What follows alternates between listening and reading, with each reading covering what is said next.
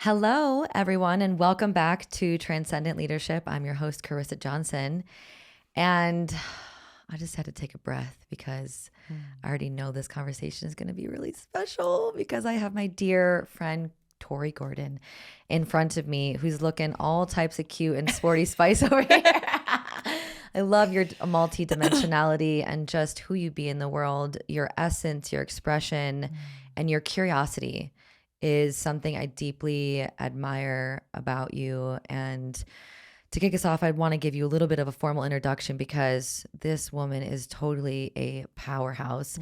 She is the founder and CEO of Coachable, peak performance coach, a transformational speaker, breathwork facilitator, and host of the recently ranked #1 education podcast. Wow. Wait, can we just pause in the middle of your bio and just say, wow, that is so incredible. She's also TikTok's top 100 female creators. And she's a trauma-informed breathwork facilitator, podcast host. Already mentioned those things, but her work reaches over 1 million people worldwide. And she's been seen on major news outlets such as NBC, Fox News, CBS, Yahoo, Business Insider. She's working with some incredibly high-performing individuals, and she has taken the time and space to spend this afternoon with me diving into so many things. Thank you so much for being here, Tori. Thank you for having me. This is just an honor, a privilege to always share space with you. So I'm excited. I am really excited to have this conversation with you because I can feel how many different directions we can go, and also wanting to be really mindful because there's a couple things that are particularly I'll feel very alive for you right now that we've been talking about that I want to go into. Yeah. But before we do that, let's for a moment, I'd love to celebrate you and just really, so quickly we can go into like, who are you? What do you do? Where'd you come from? What's your pain? How did you transmute it into purpose? Yeah. And I'm like, yes. And you're in such a season right now where you are really experiencing the fruits of your labor, where you're really thriving, you're really embracing and still meeting edges and still, in comfortability. But how does it feel to be in a place that you've been working towards, that you've been envisioning, that you've really been creating? How does it feel in this moment for you right now? Great question to start. And thank you for just leading us there as a jumping off point. I feel immeasurably grateful for the journey that has led me to where I am at. I just feel overwhelmed with a lot of gratitude, joy, excitement, hope for the future. But more than ever, I think I just feel really present to where I am, recognizing that everything's temporary, and so soaking up every single moment. And I feel also very proud of myself. It's nice to be able to say that, but proud that I have stayed committed to the things I really, really desire. And that feels really good to say because I'm experiencing the byproducts of what it means to stay devoted to yourself and to your journey when it's not always easy to do that. Yeah. Yeah. Really emphasizing that you mentioned you're proud of yourself. And as somebody who is high achieving and also really in a space where you're softening in your willingness to like still be high achieving and still like enjoy the pursuit of excellence and all of that. So really admiring you and the stance of like, I am proud and it is okay to be proud of where I'm at in this moment. It's this really beautiful walk of gratitude and desire. Yeah. Like this one foot is here and this one foot just keeps walking. And so really celebrating you in that. And also knowing a little bit about your story, it hasn't always looked like that. It wasn't only a few years ago that you were navigating a lot of grief with family and things that you were navigating. Curious if you're willing to let us in on that a little bit so we can have some context to explore these deeper aspects of where you're at and what you're creating, but also where you've been and what you've moved through. And then we'll get into kind of like how you've moved through that and where you're going. Yeah. Hasn't always been like this. That's for sure. The space that I'm in right now is definitely a celebratory one. But I didn't get here with like, I say, I didn't get to where I am by avoiding hard things. One, because I chose not to continue to avoid them, but also life forced me to confront some of my greatest fears and pain. So a little about my background. I think I grew up and had a really beautiful, easeful, amazing childhood.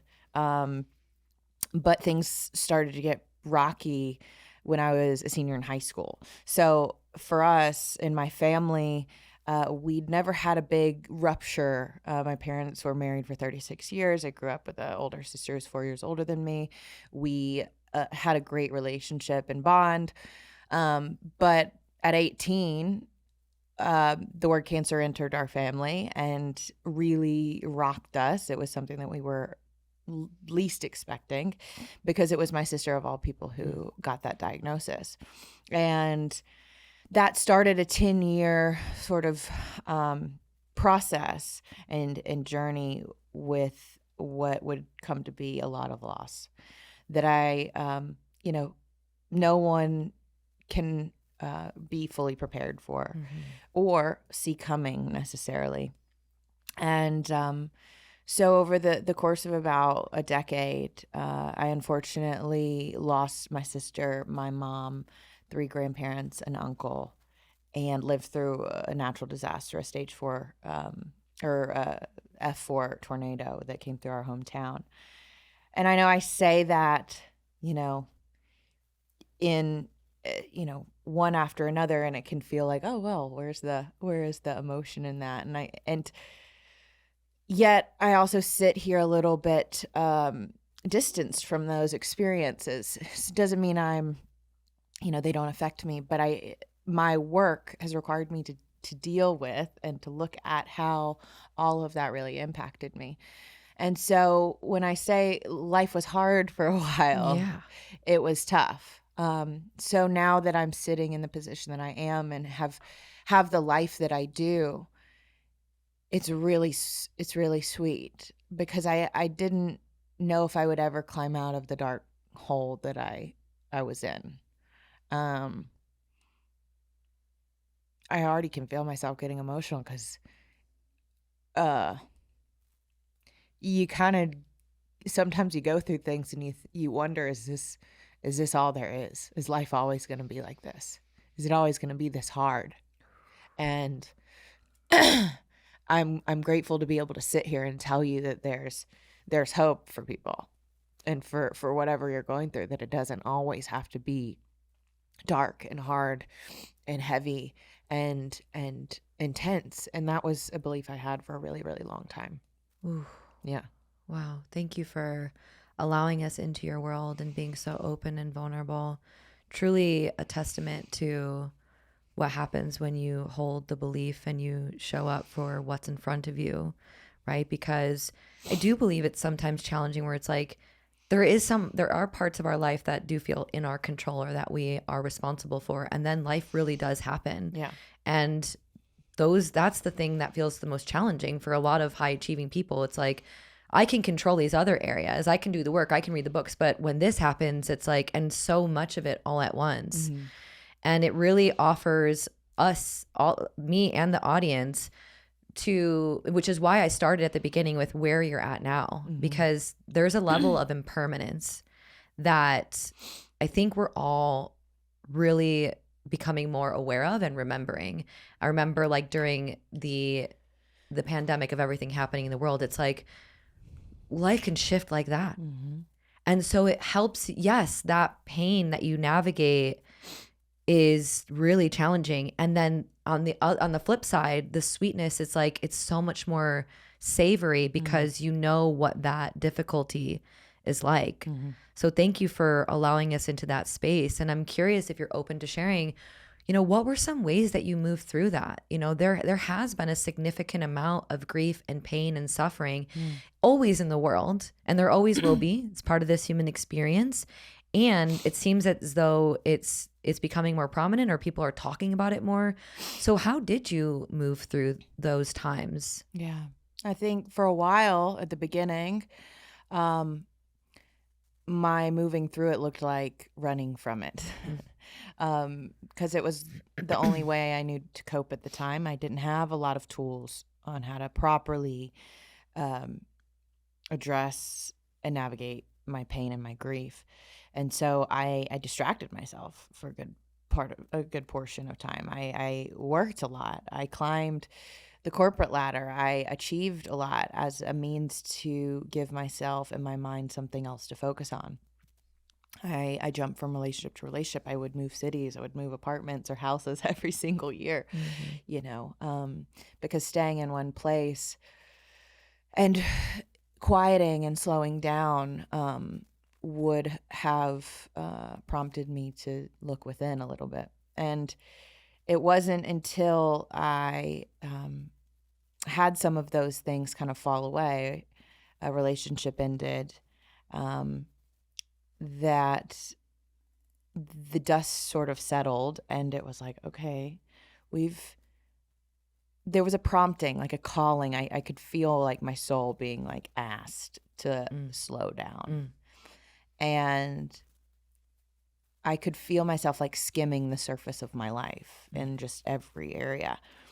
And so the beginning of sort of starting to move through this looked like admitting that there was something to move through.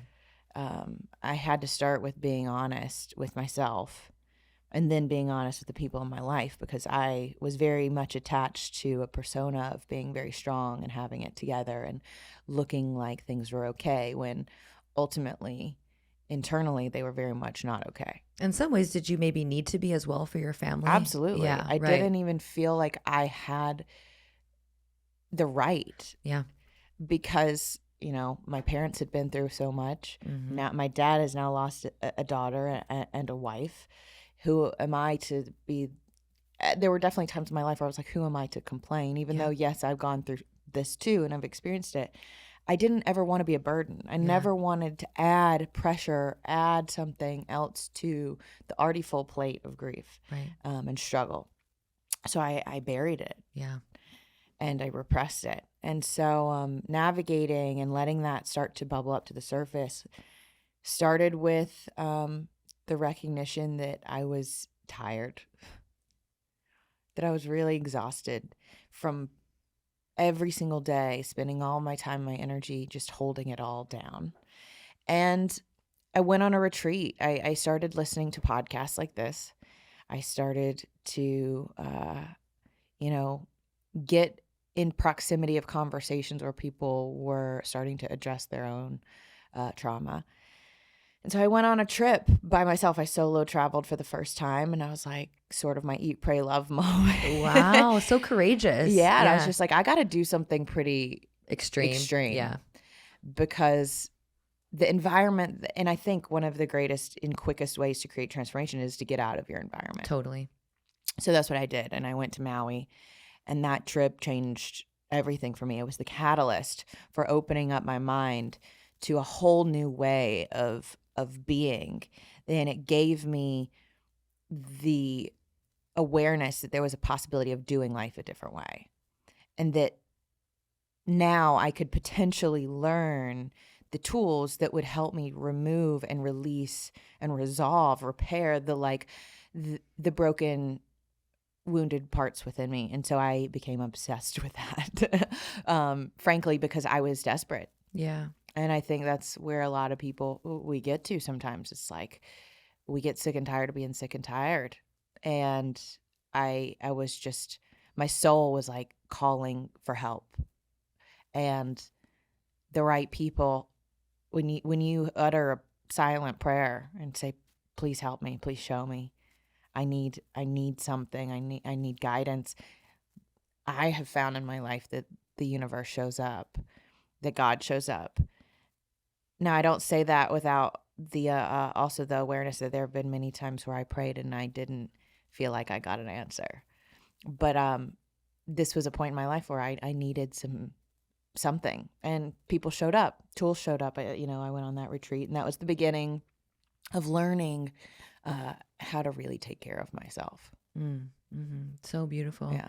Yeah, I really appreciate your share, and I think a lot of people can resonate with that. I myself do as well, where there's like a nudge and you're like, there's a subtle shift in energy when you're noticing and you're like, and then yeah, you're right. It either is like inspiration or desperation, right? Very rarely, higher percentage is actually people moving from desperation. Yes.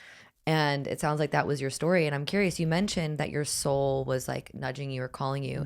How did that manifest? Like, how did you know that you were actually in a space of desperation? You were tired, but were there other things happening in your reality and in your body? Or how did you know that you were kind of like at that breaking point? What were the markers or the symptoms of that? Because some people might be like, yeah, I'm tired, but that's just the way it is. Sure. Like, were there other things that were happening in your life that you looking back, you're like, that was a sign that some people might be able to look at and recognize these might be warning signs that you're headed in a direction that might not be supportive for you? Yeah, I think on the career front, I was checked out of my job. Like disassociating. Just completely checked out. And I had gotten a job that I was very underqualified for. It was on paper amazing. But my mind was completely somewhere else. My relationships were suffering because I was unable to connect deeply. I was very much holding back. I remember being with some of my closest friends at the time and just feeling alone in a room full of people. Like I said earlier, I felt like I was kind of skimming the surface of my life in so many areas. And especially when you're with, the people that you're closest to, and you don't feel really understood. You don't feel seen. You don't feel like maybe you feel like you're playing a role or playing a part. I felt like that a lot. I felt like a fake. That was one of the things that continued to come up for me. Is like, I think one of the reasons I was so exhausted was because I was like wearing this mask everywhere I went. And it was only when I would get home and close the door that I would take it off. And that's when I was alone with myself. And there became this dissonance between who I was alone and who I was with everybody else. And I think my soul was like, the desperation was like, I want the two to be the same. I want who you are when you're with no one to be who you are when you're in community and when you're in relationship. And I didn't know how to bridge that divide because there was part of me that thought I had to be the girl that had it together and the girl that was okay, and when I wasn't. And so that's why I say a part of that started with being honest. So it was just honest with like, how am I?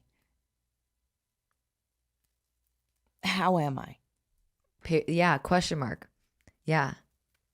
And it doesn't need much more than that. It's just, how am I really?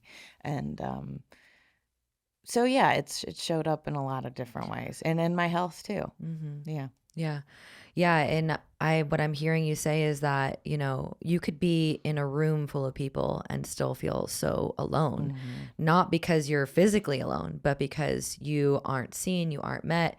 And one of the best ways to be misunderstood is not to be yourself. Exactly. Right. If you live in a world where you're like, nobody understands me, my first question for you is, are you actually showing up as the person you are and want to be? It reminds me so much of my entire journey being in community and connection, feeling like I was always the odd one out or I never belonged. Yeah. Being in spaces where people were wanting to engage and constantly feel like I had to put up a wall or I wanted to be like them, or like morphing myself in such a way where I was like, I don't even know who I am anymore. I felt like Play-Doh, where whomever I was in front of, I was like, like shaped to be like them. So that I fit in. And so for you, it seems like, I don't know if this was when your like the achiever archetype was sort of built for you, or the performer. Would you say that you identify as having worn one of those masks? And if so, when do you feel like it was actually like fortified?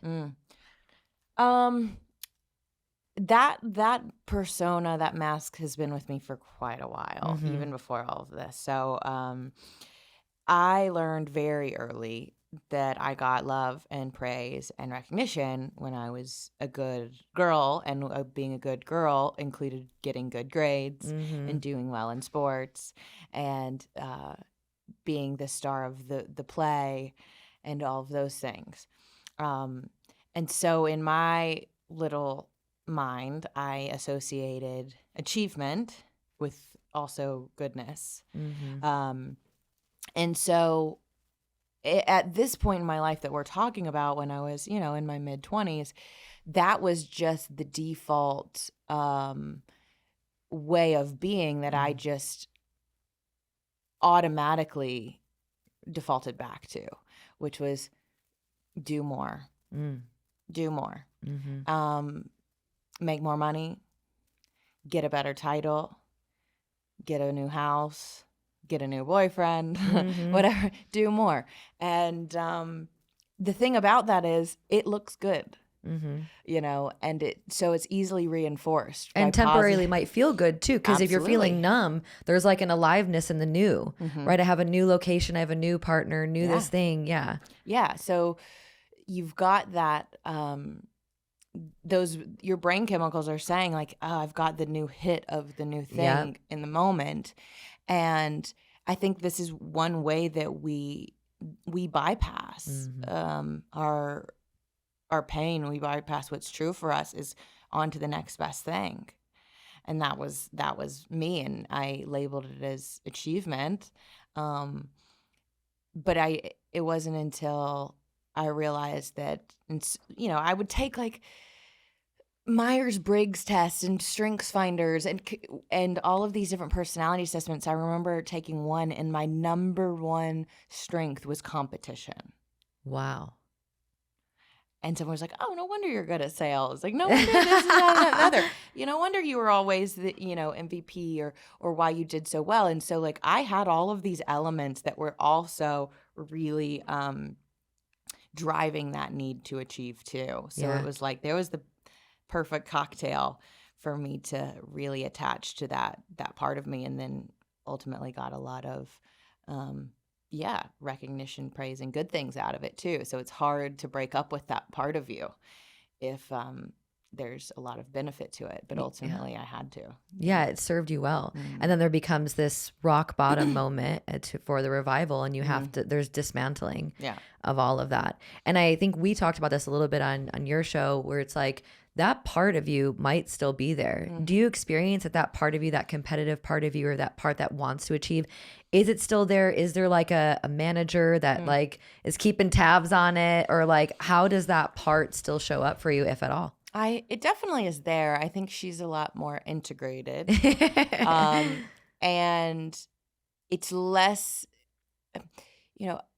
here's the thing. When I was young, I think I associated play with competition. There was a point where play no longer was play, and it became about competing. Yeah. Especially when I got into sports. And then it became about not just competing, but winning. Always. So play equaled winning. Yeah. Because winning was then fun. Yeah. And so my fun became associated with achievement. And I didn't know how to have fun or how to play without being attached to a result. What I know now, and when I say it's more integrated, I know that actually isn't play at all. And the integrated piece of it becomes way more about collaboration, way more about curiosity and following what's inspiring and lit up in me now, as opposed to needing my worth or my worthiness, my worth and my value to be sourced from what I do. Yes, it comes up because I still like to create things in the world. Right. And it's okay to still want to win things, but like you said, you're not sourcing your sense of self from that outcome. Right. I still like to be good at what I do. Yeah. I want to care enough to get good at what I do. I want to care enough about anything to put in the time, energy, and effort to become great. But if I'm not the best, or if I'm not, it doesn't mean something about who I am or what I'm worth, or my ability to contribute in the world. And so that has been the shift for me, is that like I am only as good as my performance. That has been a belief I had to give up, and I continue to have to check in with myself. It's like, why am I doing what I'm doing? Is it because I feel the need? Because if I don't, you won't love me. And it's not just at work. It's in relationships. Like, oh, why am I doing all of these things for this person? Because I want you to see how much I'm doing for you, so that you think I'm good, so that you want to be with me. And it's like this very subtle subconscious thing that is, oftentimes a thread that is woven into the fabric of so many areas of our life. But I don't think I'll ever get rid of it. I just learn how to bring it with me and have a lot more compassion for it and check in with that part of me and where it's coming from and what it really needs ultimately. Because it was formed, that part of me was formed because it was trying to get a need met. And when I'm aware of it, I'm like, okay, the need I have right now is what? It might be I need some validation. It's not wrong to need validation at times. Maybe I need validation from myself. Maybe I just need some love. I need to know that, like, regardless of my performance right now, you still want me and I'm still valuable. And so now I'm just so much more attuned to, like, when I'm doing things, what it's trying to, like, actually do for me and what part it's actually trying to protect or the need it's trying to fulfill. Yeah, that's such an interesting concept that I think that, deserves more talking about, is that these parts of us are very valid, and they've served a need. Otherwise we wouldn't have them. And I've had this own awakening with many parts of me myself around asking, what is the need this little girl? Because for me, I call her baby girl. And I'm like, what does she need right now? And checking in with that part of me and then meeting the need. Right. And sometimes I can meet the need, and sometimes the need is best met in connection with somebody else. And that's been the hard part for me, is like being like hyper independent. Like, I could meet my own needs, of course. And then learning that interdependence is actually what is most healthy. So did you have people that you were able to heal these needs with? Like, who was in your life during these times and even now that you're able to really have these conversations with? Yeah, this has been, I think, the people that have entered my life in the last, like, 4 or 5 years are the people that have helped me most with, like, the healing of this. Because and specifically in the last, like, 1 or 2 years, I feel like now I've got enough awareness around it, because it's one thing to, like, know that this is a pattern, right? And this is a kind of conditioned way of being, and know that this tends to be one of the parts of me that shows up a lot, right? This achiever, this controller, whatever it is. But it's only helpful to have that awareness if you can actually use the awareness in experiences where you can integrate it and heal it, and that happens in relationship where you're witness. Right. Yeah, exactly. Right, where you can actually play out the scenario where it's like, I can do what I've always done and try to perform for you and do a song and dance for you so that you like me and that you think I'm lovable. Or I can internally, whether it's with my partner or now with my community, my friends, notice that part of me that's like, see me. I'm performing. Do you like what I'm doing for you? Is this entertaining for you? Do you approve? And recognize in that moment that I've got safe people in my corner that don't care whether I do this thing or not. They're just there because they actually love me, not what I do for them. But that's been a journey of creating a community and learning how to choose people that have that ability to reflect that back to me. And that I'm ready to start to integrate and use this in a different way. Because it's one thing, like, we can talk about our patterns forever and become aware of them and logically analyze them. It's another thing to apply, like, that awareness in relationship and choose a different path. Like, actually feel the default to do what you've always done and be like, in this moment right now, on this breath, I can let go of the need to do it all and lean into the awareness that, like, you're not going to leave me if I'm not perfect and I don't do it perfectly. It's scary, but it's necessary. So scary. So scary, because this is all I've ever known. It's like, this is who I've been. Yeah. Are you sure you're going to love me even if I'm like this? Like, I know so many times I've subconsciously tested people where I'll act a certain way and I'm like, why am I? And then I'm like noticing how they respond. And then I'm like, oh, that's me testing. Are they going to leave me when I'm a fucking shit show? Are they going to leave me when I'm acting this way? Or whatever, when I'm belligerent and whatever. And I've gotten that place where I can, like, be really aware of and love that part anyway. But yeah, it's one thing to talk about these concepts, but relating is really challenging, whether intimately or platonically, whatever way, to show all parts of you, to let them be seen, for you to know them, and then for you to allow other people to know them and witness you in those experiences, and then have them show up in a certain way to meet that. Yeah. That's so edgy and uncomfortable. And I don't know about you, but I'm constantly still meeting that. I'm like, I thought my cards were on the table. I'm like, I got all the parts, or not organizing my parts and organizing how they show up. And then there's another level of intimacy that I deepen in. And I'm like witnessing myself go, ooh, like, even in group, as we've been hanging out, I'm like, ooh, there's a part of me that, like, feels like I need to be acting a certain way. And instead of being consumed by it, I just witness it. Right. And it's not me, it is a part of me.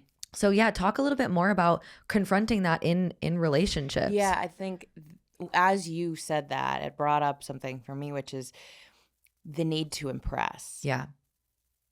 The need to stand out. And I, as you said, like, I thought I had all my cards on the table. It's like, how often we can see our cards, but it's like, okay, I'm going to fold this hand. I'm going to intentionally put this card up. Down. But how often we're like, wait. Give me that one back. Actually, I want to bring that back. And it's so subtle and it's so unconscious. Yeah. And it's like, we don't realize how often we're negotiating our cards. Yeah. And saying, wait, I'll put it down. And that's when we're conscious. That's when we're aware. That's when we're thinking about, okay, I am loved. I am going to meet my own need. I am safe. I am okay. It's safe to put this down. It's safe to not, need to impress. And then maybe somebody else walks into the conversation and all of a sudden there's like, ting, that's a threat to your system for whatever reason. Maybe it's a beautiful woman or another guy and it's like, oh wait, I don't know them, they don't know me, and maybe I need to impress them. And we pick it right back up. And so it is a constant everyday thing, and in relationship, one of the most healing relationships and dynamics has been with my dad. It's interesting because when I started down this path of self-healing and self-realization and spirituality, a lot changed, and a lot changed really quickly. Because I grew up in a very religious part of the country. Not necessarily, my parents weren't extremely religious, but they were very spiritual in their own ways. But the dogmatic religious culture was very much where we grew up. I grew up in the Bible Belt of South Alabama.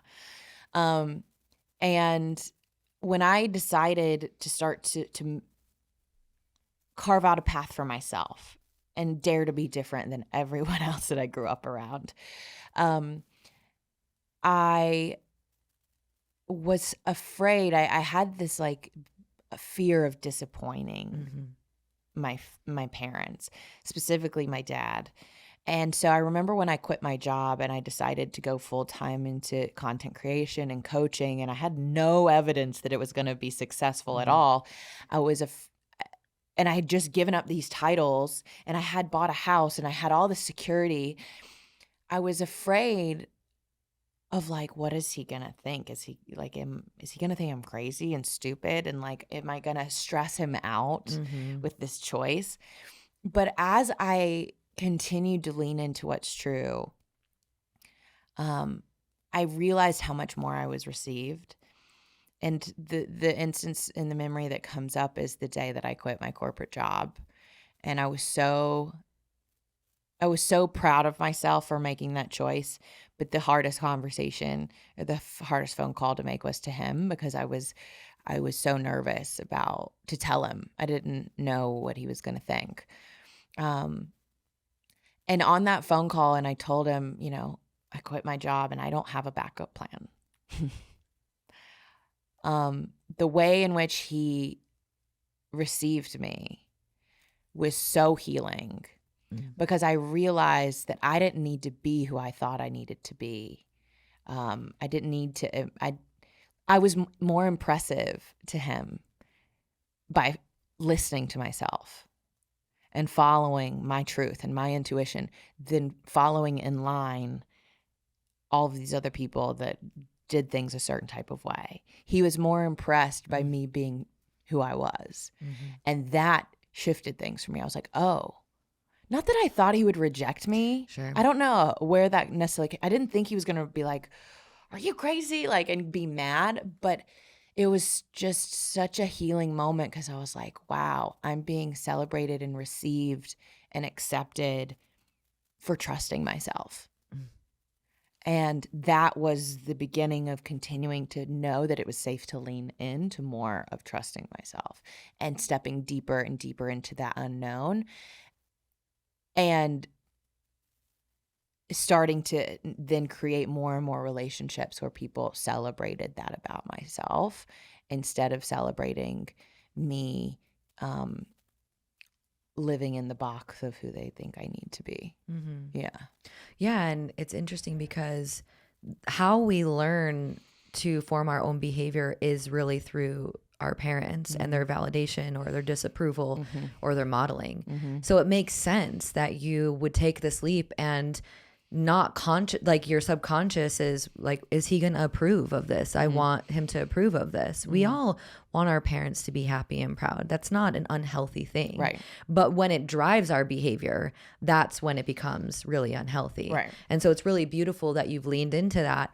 And it seems like, from my experience of knowing you over the last little bit here, you've really been doing that more and more, leaning into that nudge, leaning into the trust, and leaning in and being curious about things that, you had certain equations around, particularly the game of life and play. So how has your relationship with having more fun? I mean, your first half of your life, if not the majority of your life, was very serious. Yes. Climbing the corporate ladder, going through grief, navigating all of these things, quitting your corporate job, building your business. What was your version? What was your perception of play? You've already talked a little bit about the equation being, oh, there's like some competition here. Sure. Dive a little bit deeper on that, and then talk a little bit about what it means to you now and how you're exploring it. Yeah. I love this, because this is very alive for me. And this has been a journey of redefining what this looks like, because growing up, I was always the girl that hung out with people older than her. Like, even like my sister was 4 years older. So I was like 3 years old going to sleepovers with her friends, and always like everyone was always older. So as a byproduct of that, I was always more mature, right? And I associated being mature with not being like a little kid, right? And so I wanted to always be grown up and be like big girl pants, big girl, and be cool. And being cool was not like don't be a baby, right. Which was, the babies love to play, and I was like, I'm serious and I'm mature. And I didn't realize then like how much I was being conditioned out of the natural like need and desire to play. And so I started to develop that connection that play was all about competition, and then play equaled winning. And what I've realized, and that I used to think that play was unproductive. You talk about, oh, well, playing is for the children, and adults, act your age. Yeah, you need to get serious about your life. Be serious about your life. Take life seriously. Grow up. Right. Yeah, grow up. Right. Be responsible. Be responsible is one, yeah. And so as a byproduct of being a girl, it meant follow the rules. So I'm going to be responsible. Yeah. I'm going to be serious. I'm going Yeah. to take this seriously. And so that edged fun out of the equation altogether. Right. And I had no idea how much until the last couple of years, where this dismantling of these ideas and these belief systems have like come tumbling down, and how much I have like just misidentified what play really is. Now in my life, I'm realizing how that play is an act of non-resistance, where I'm enjoying the full enjoyment of something. Play is not about an end result. Play is about being fully immersed in an experience, for the simple enjoyment of it, where I sort of forget about time and space, where I have no resistance. And so part of the reevaluating of this equation looked like me assessing where all my resistance was to fun and play. And so when I got out to Vegas, which is like literally the mecca of play and fun and adventure, it's an and adult playground. It's literally an adult playground. You couldn't have moved to a better place to explore this. It was like, okay, your universe is like, okay, we're going to have a experiment in play now. And it required me to like really confront all of my judgment about what play looked like, and that it was irresponsible and not productive. And the way that I started to do that was I was immediately like, life brought me people whose essence was very playful. And it's been interesting now that I look back on a lot of my friendships over the years. The friends that I would attract were always much more outgoing and let loose and had way more fun than I ever allowed myself to. And I always was attracted to those people because I was envious of them too. I was jealous of the way that they could just relax into a situation and enjoy it. And I was always very calculated in my experience of things. It's like, how can I get the upper hand here? Am I safe? Is there something I can get from this experience instead of just experience it? Yeah. What I've realized is that there's a couple of things that are necessary for me to rewire and reprogram what it means to play, and safety was the number one thing. When you think about children at play, they're disarmed, right? They're not defending themselves. A child isn't going to feel able to play and just go out and run around if they're scared something bad might happen. And so as I dipped my toe into more experiential play, whether it be music festivals, experimenting with things like I had never done before that I had always been told was off limits. I grew up so much and it was like, no, you can't do this, you can't do that, you can't go there, you can't wear that. Life becomes unsafe. Yes, it was like, no. Yeah. And so part of my experimentation with play was starting to say yes to all of the things I'd said no to and I'd been taught were wrong. And that was scary because I was doing the opposite. And there was this fear that if I do this, am I going to get in trouble? Am I going to be punished? But it was like, this doesn't happen overnight, but I was like dipping my toe into the waters, like little by little by little, and creating more safety for myself and giving myself more context that actually it is safe to express. It is safe to go there. It is safe to have that experience. It's safe to play. And that capacity for play and fun and expression has grown, but it's taken time, because if you don't feel safe, then you're constantly on guard, right? And you're constantly defending and hypervigilant. And that's what I was, and so now as an adult, I'm like, how can I create parameters for myself and take care of little baby girl who thinks she might get in trouble, and give her permission in settings where it's really, really safe to just go have a ball and go for it. And that has been one of the most healing things I've been working on in the last like couple years.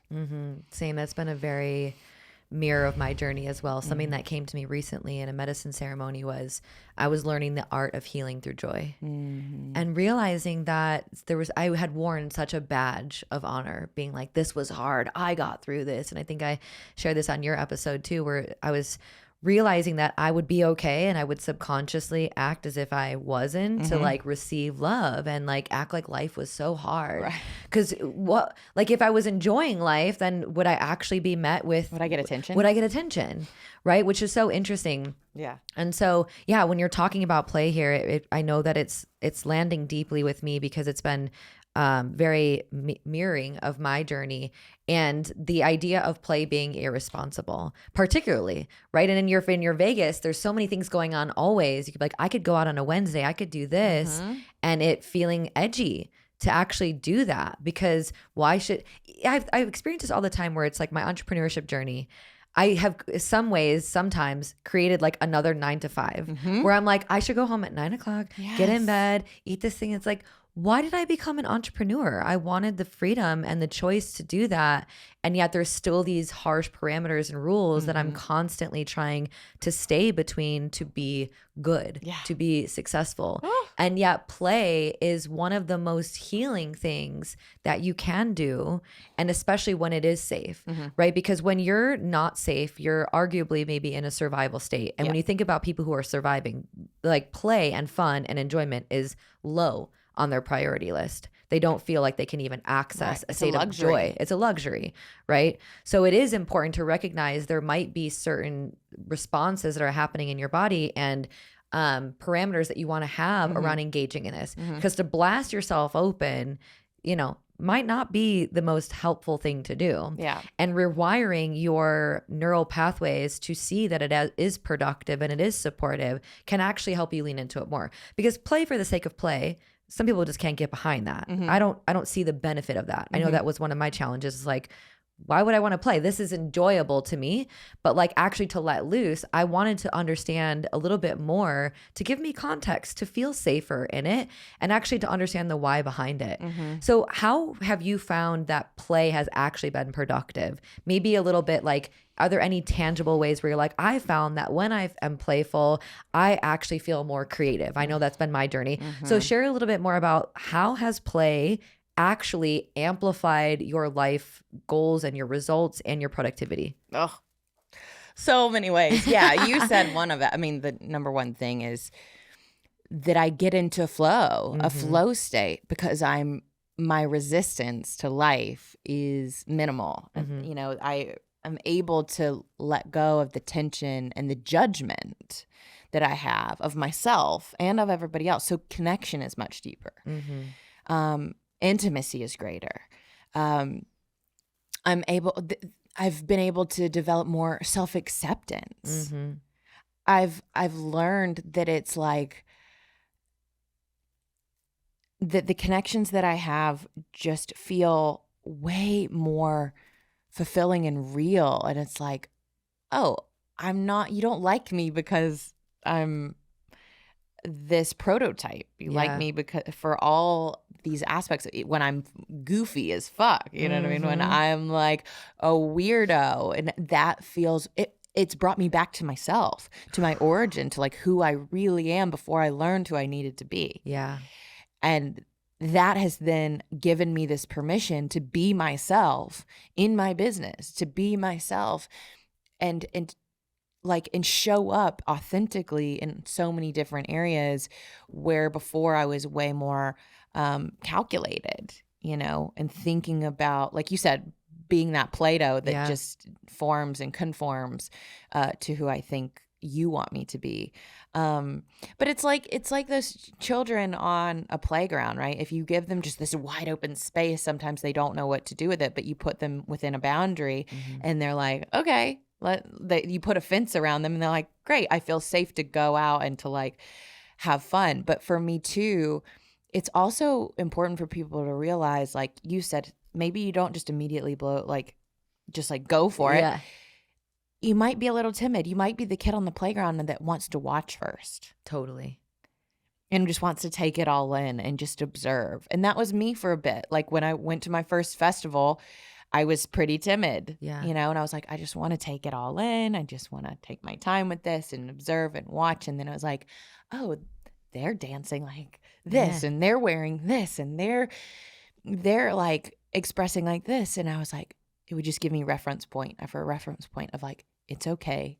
It's okay. It's okay to do this. Try it. And then it's just such a like blessing to have a friend that can take you by the hand and be like, I'll show you. Come with me. Come with me. And then the top kind of just gets blown off of this, like this lid that you've been like living under gets blown off, and you're like, oh, all the possibilities of what's who I can be become so much more available. And life becomes more vibrant. Life becomes more alive and more exciting than before. Before it was so much more mundane and predictable. Because it was all calculated. Very much. So of course it's predictable because you're literally constantly creating the situation and then feeling like life is so boring because you're not really allowing yourself to go outside the bounds of what you've created for yourself. And as you were talking, it reminded me as you're like, I'm feeling creative and I'm feeling more connected. David R. Hawking's his scale of consciousness, judgment is one of the lowest states of consciousness. Yeah. So when you're judging your experience, when you're judging other people, you have all of this energy that's literally being held.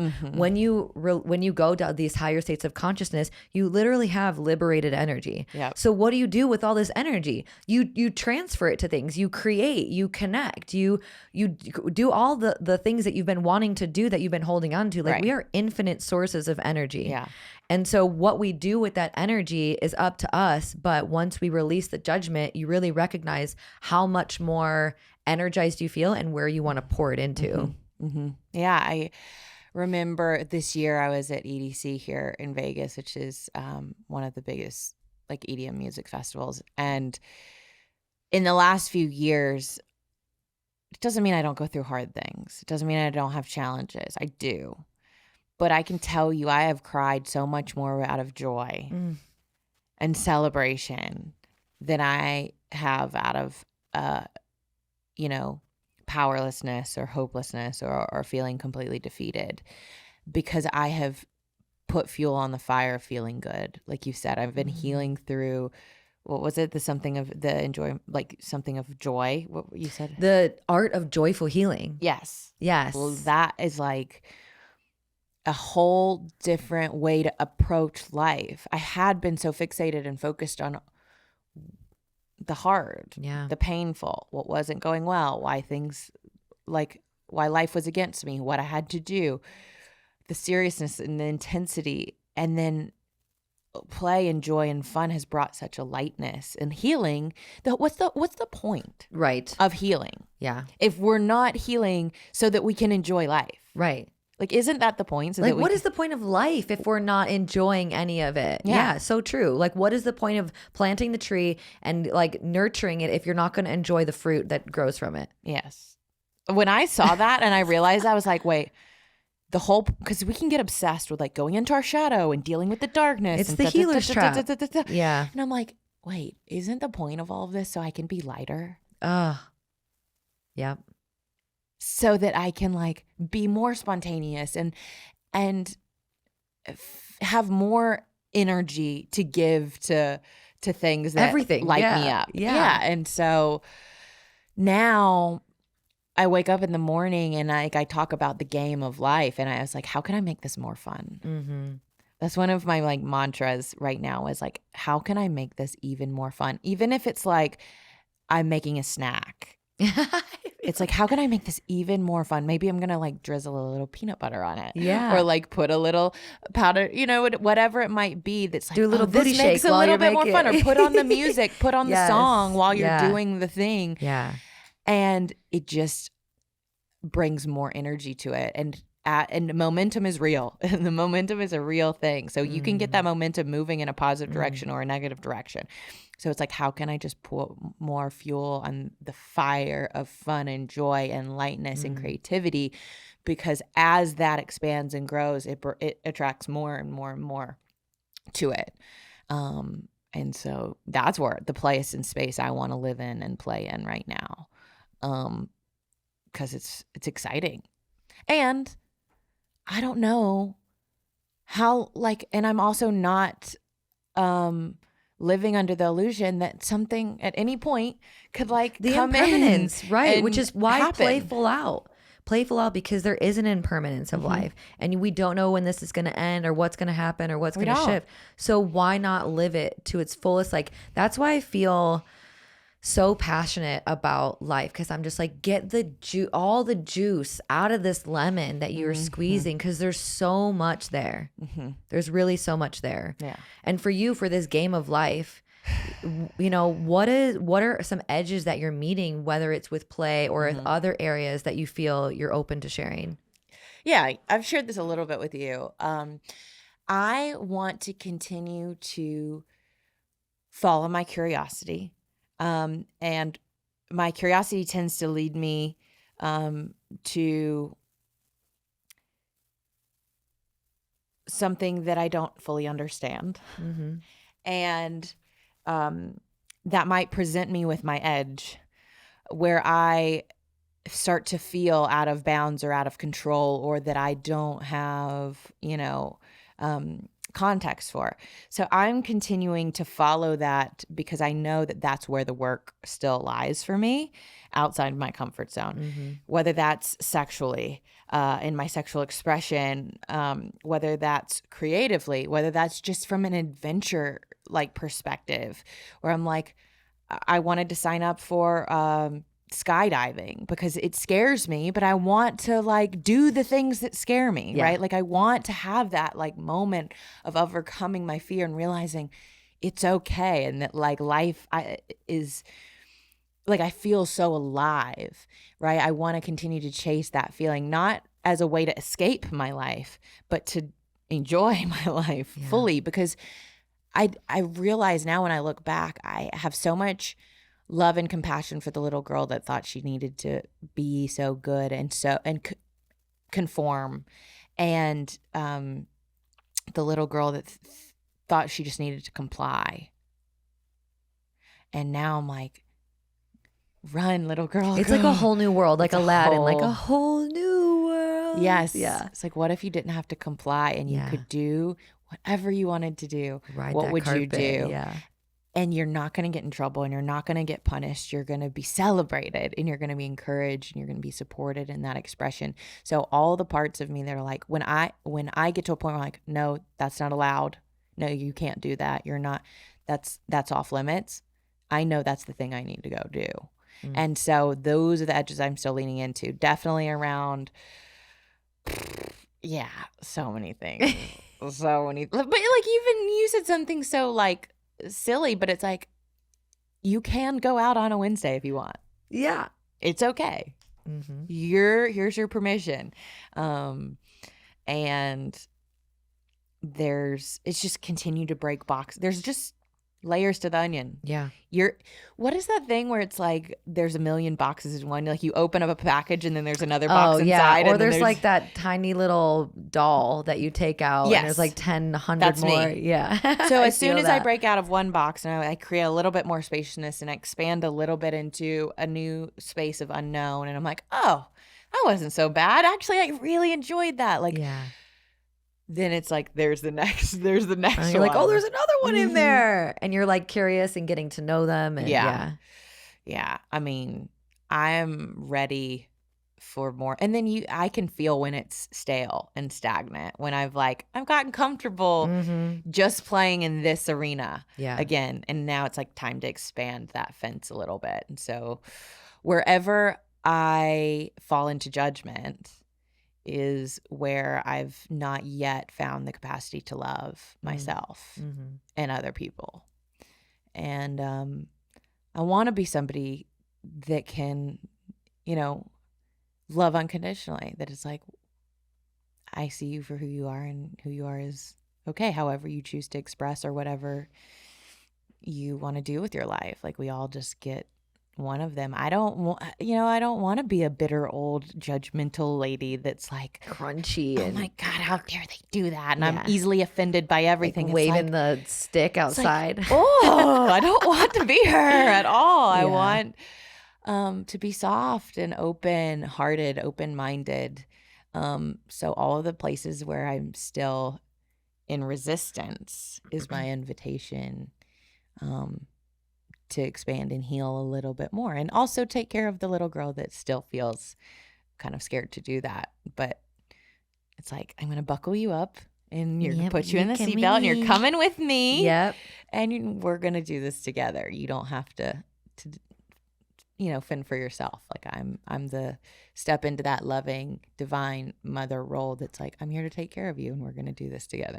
Yeah. Yeah. And that's what creates the safety. Mm-hmm. And like you were saying, as you release the judgment that you hold against yourself, you're able to see other people more Mm-hmm. through those eyes of unconditional love. Mm-hmm. So that's really beautiful. And I meet you in the curiosity of pursuing what really makes you feel alive, and also that threshold for like, oh, this is kind of scary. Mm-hmm. Skydiving was really something that opened me up. Mm-hmm. So I'd be happy to go with you again, because Yeah. it was like, it just really blew me open in like the best way. Because if I could confront death and literally falling out of the sky and dying, what else? What else am I afraid of? Yeah. What else do I have to be afraid of? Yep. So it was like that put really things in perspective for me. So I'm really celebrating the journey you're on, and love walking alongside of you and being on this path with you.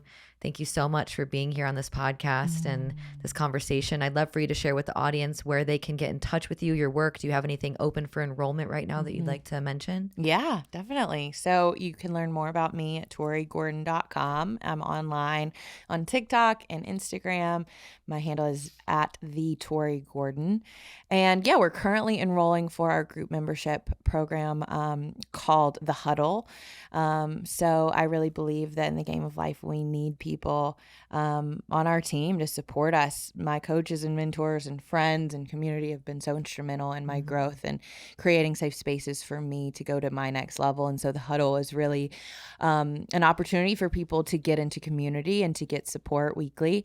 And so that membership is available right now for pre-enrollment, and we have our first call coming June 19th. That's a structure where we just do calls once a week, and you can come get support, get into community, and strategize about how to go to the next level in the game of life. So you can learn all about that at the links in my bio or at ToriGordon.com.